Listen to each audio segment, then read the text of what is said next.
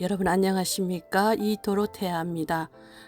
말씀이 나를 읽다 12번째 시간입니다. 제가 지금 목 상태가 그리 좋지 않습니다. 죄송합니다. 창세기 11장까지는 그야말로 설화 혹은 신화에 가까운 문학 기법이고 신학적으로는 원인론적이며 신학적 반성의 자리라고 제가 말씀드린 적이 있습니다. 그래서 성서학자들은 1장부터 11장까지를 태고사 혹은 원역사라고도 합니다. 12장부터는 본격적인 역사의 시간으로 소개됩니다. 물론 태고사라 해서 혹은 신화라고 해서 역사가 없는 것은 아니었습니다.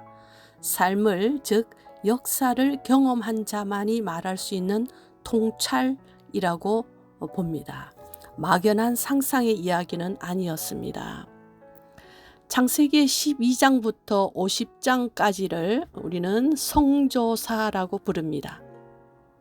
아브라함, 이삭, 야곱 그리고 요셉과 그 형제들의 삶과 믿음을 소개할 것입니다. 아브라함의 후손들의 역사처럼 보이기는 하지만 한편 하느님을 만나는 다양한 인간 유형을 보여주는 것입니다. 우리들도 각자 가지고 있는 성향이 있고 각자의 하느님 체험이 있으며 하느님에 대한 그 신관도 사람마다 다를 것입니다. 애니어그램이나 MBTI처럼 대표로 소개하는 것일 뿐입니다. 자, 오늘 제가 선택한 한 말씀으로는 창세기 12장 4절 아브람은 주님께서 이르신 대로 길을 떠났다. 네, 길을 떠나다.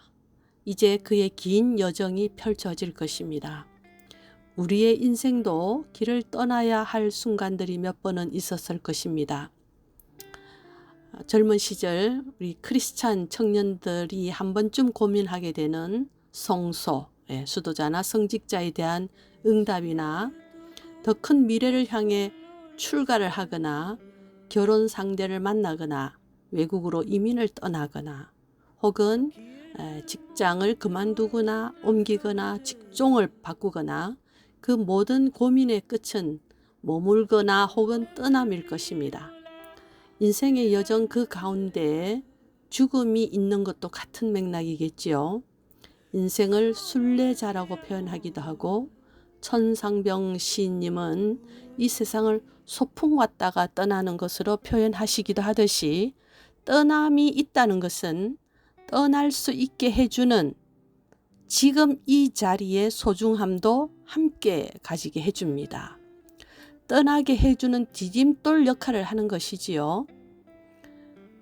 나를 떠나게 할 수 있는 떠나야만 했던 그 상대들이 나쁜 역할을 한 것이 아니라 나를 떠나게 해줄 수 있는 어쩌면 후원자들이기도 한 것이지요. 떠날 수 있는 사람은 지금까지 자기의 삶을 충실히 하였다는 증거가 될 것입니다. 그렇지 못한 떠남은 여전히 방황하는 떠남이 되겠지요. 여행할 때 적어도 지팡이나 배낭 하나는 매듯이 말입니다. 아브라함이 태어나고 살던 지역은 창세기 11장 마지막 부분 31절에 보듯이 칼데아 우르라는 곳입니다. 우르 문명이 발굴되면서 그곳이 얼마나 큰 문명이며 발달한 지역인지 알려줍니다. 유프라테스 강 유역의 상업 도시로서 학문도 매우 발달한 지역입니다. 그들은 달을 신으로 믿고 있었고, 그러니까 12장에서 하느님은 지금의 풍요와 안전으로부터 떠나라는 것과 지금까지 믿고 있었던 신, 그 신으로부터 우상으로부터 떠남을 말합니다. 존재 자체를 전부 뒤흔드는 떠남이었습니다. 아브라함은 어쩐 일인지 저자의 희망인지 시대의 고민인지는 모르겠습니다만은 질문하지 않고 담담히 떠났다라고 성경은 기록하고 있습니다. 아담의 경로를 좀 보실까요? 이 지도는 소셜 인텍두알 아고르 블로그와 일만 감사 블로그에서 잠시 빌려왔습니다. 네, 지도의 왼쪽 짙푸른색은 지중해고요. 왼쪽 아래쪽에 송곳니처럼 뾰족한 것이 시나이 반도입니다. 시나이라는 뜻이 송곳니라는 뜻이고요.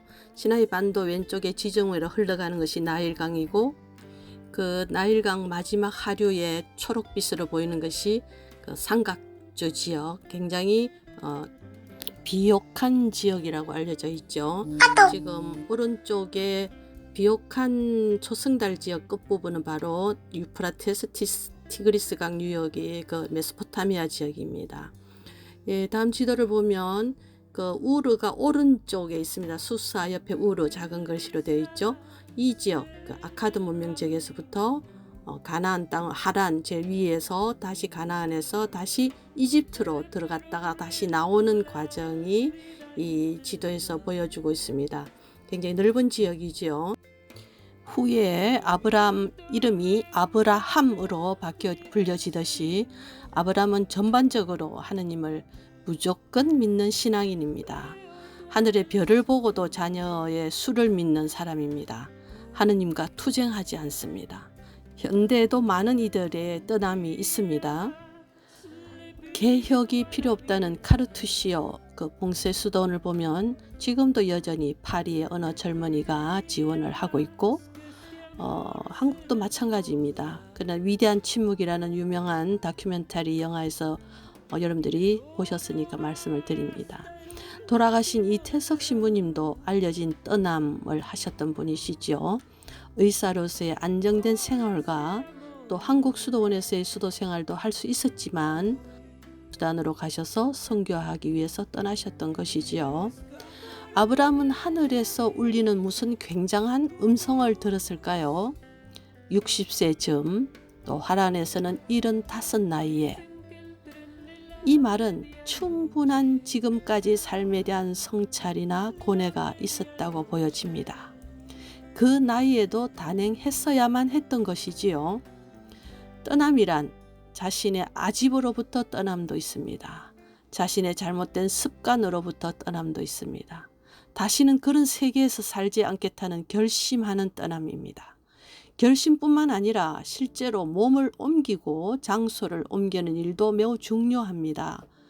같은 환경에서 머물면서 떠나면 매우 어렵습니다. 상황과 장소를 바꾸는 것도 필요할 때가 있습니다. 글 쓰시는 작가 류시아 선생님은 정기적으로 절필을 하고 멀리 인도로 떠나시더군요. 낯선 곳에 자신을 툭 던져 놓는 것이지요. 낯선 곳이라는 것은 잘못하면 그 고독함 때문에 우울증이 오는 분도 저는 보았습니다. 저는 그것을 즐겼으면 좋겠습니다. 낯설다는 다른 말은 새롭다는 말이 되기도 하잖아요. 네. 저는 지루한 반복을 매우 힘들어합니다. 그래서 54일 기도도 잘 못합니다. 좋아하는 음악도 3절까지 듣질 않습니다. 가사가 아주 좋은 노래는 3절까지 외웁니다. 예를 들어 한국 가곡 중에 이별이라는 곡은 3절까지 해야 맛이 나는 곡이지요. 며칠 전에 저는 다른 분을 좀 도와주고다가 늘 비슷한 시각에 귀가하지 못하고 2시간 정도 늦게 집으로 오는 도중에 빨간 신호등에 멈춰 있었습니다. 저는 1차선에 있었고 옆 차선들도 몇십 대 차가 신호를 대기하고 있었습니다. 신호가 바뀌기를 무심히 기다리고 있었는데 쾅 하는 지구가 쪼개지는 듯한 소리에 짧은 순간 무슨 일이지 하였고, 또 짧은 순간에 내 차에 일어난 것을 알게 되었습니다. 제가 앞차를 추돌하지 않으려고 저도 모르게 있는 힘껏 브레이크를 밟고 기어 핸들도 잡았습니다. 그 모든 게 순식간에 일어났습니다. 정신을 차리고 일어서려니 허리가 무척 아팠습니다.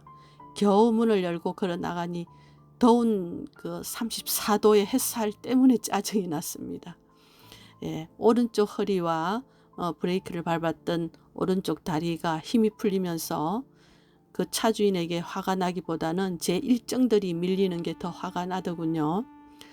어르신들 미술 심리치료 자원봉사도 내일 있고 그 다음 일정들이 머리를 스쳐 지나갔습니다. 그 운전자는 초보였고 차 안에 떨어진 무엇을 집으려다가 정지된 차를 못 봤다고. 허리 통증으로 병원을 가야 하는데 주말이라 대부분 의원들은 진료 마감이고 할 수 없이 응급실로 가서 사진을 찍고 뼈가 잘 있는지 기념 촬영도 하고 진통제 주사를 맞고 집으로 왔습니다. 주위 사람들이 자고 나면 더 심할 테니 입원을 권했지만 설마 했는데 아니나 다를까 점점 통증은 온 뼈와 근육으로 퍼져나가고 있습니다. 지금도 그렇습니다. 앞차와의 추돌을 막기 위해 온 힘을 썼던 게 원인이고 뒷차가 제 차를 추돌할 때 고개가 젖혔던 것도 원인 중에 하나였습니다. 잠시 후 물리치료를 받아야 합니다. 약도 한 주먹씩 먹고 있습니다. 삶과 죽음은 정말 순간입니다. 요즘 묻지마 살인들의 희생자들도 얼마나 황당하고 황망하겠습니까? 원인을 모르는, 경계를 해도 소용없는, 나와는 인과관계도 없는 이런 일들이 생기는 무법천지가 되고 지구는 가뭄과 폭우와 지진과 폭염과 거센 돌풍들로 성경에 나오는 구절을 보면 늘 지금이 종말이라고 떠들던 종말론자들이 다시 고개를 들겠지만 저도 지구의 종말을 보는 듯하니 에어컨 없이는 견딜 수 없어 하는 저도 이 악순환에 동참을 하고 있는 것 같습니다. 과학자들에게 또 모든 소비자들에게 희망을 걸 수밖에 없는 것 같아요. 저는 대형 트럭이 아니라서 다행이다. 내가 앞차와 연쇄 추돌하지 않아서 다행이다. 뼈를 다치지 않아서 다행이다 하면서 천만다행이라고 쇠뇌를 합니다만 다행으로 끝나지 않는 사람들이 이 시간에도 얼마나 많겠습니까? 어디까지가 천만다행일까요? 저의 시숙님은 10년 전에 뇌경색으로 쓰러지셨고 병원에서는 거의 살릴 수 없다면서도 할 수 있는 치료를 다 했을 때 시숙님은 천만다행으로 결과가 좋았는지 살아나셨습니다. 그렇습니다. 그냥 살아만 나셨습니다. 이 천만다행은 그리 오래 가지 못했습니다. 한쪽 마비에다가 치매와 함께 자녀도 가끔 알아보는 생활을 9년간 하셨습니다. 그리고 코로나가 어느 정도 안정이 되어갈 때 코로나로 돌아가셨습니다. 너무나 긴 시간을 요양원에서 식물인간처럼 살고 계셨기 때문에 가족들은 그때 돌아가셨어야 저 고생을 하지 않았을 텐데로 생각이 바뀌었습니다. 무슨 뜻이 있으셨을까요?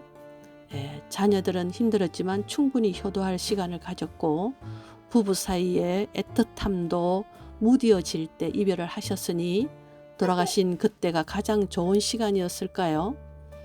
누가 감히 하느님 뜻을 가늠하겠습니까? 그저 위로하며 살아가는 것이지요. 천만다행이란 말의 가벼움을 느낍니다. 인간이 살아내기 위한 방법일지도 모릅니다. 자신에게도 위로가 되고 이웃에게도 가끔 해줄 수 있는 가장 좋은 적합한 단어이니까요. 바벨탑이라고 상징되는 인간의 죄가 극에 달했을 때 아브람처럼 항의하지 않고 그저 묵묵히 떠나라 하시니 떠나는 인간이 필요한 시간이 왔습니다. 별빛과 모래 아래 수, 그 너머를 볼 줄 아는 인간의 믿음의 인간이 필요한 시대가 온 것입니다. 함께 해주셔서 감사합니다. 더운 여름 마지막 잘 보내시기 바랍니다.